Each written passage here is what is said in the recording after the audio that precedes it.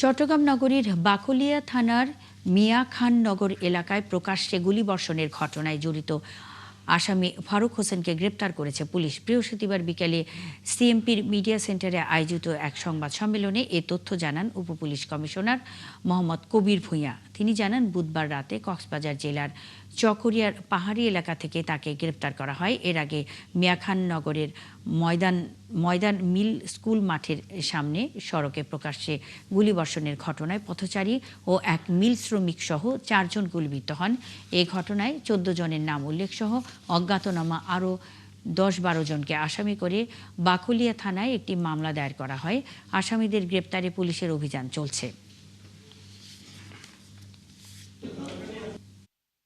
আসামিদের হাতে থাকা শটগান, পিস্তল, শটগানের ছোড়া গুলিতে পথচারী শিশু মোহাম্মদ ফাহিম 2 পায়ের উরুতে গুলিবিদ্ধ হওয়া সহ 4 জন ভিকটিম গুরুতর রক্তাক্ত জখমপ্রাপ্ত হন।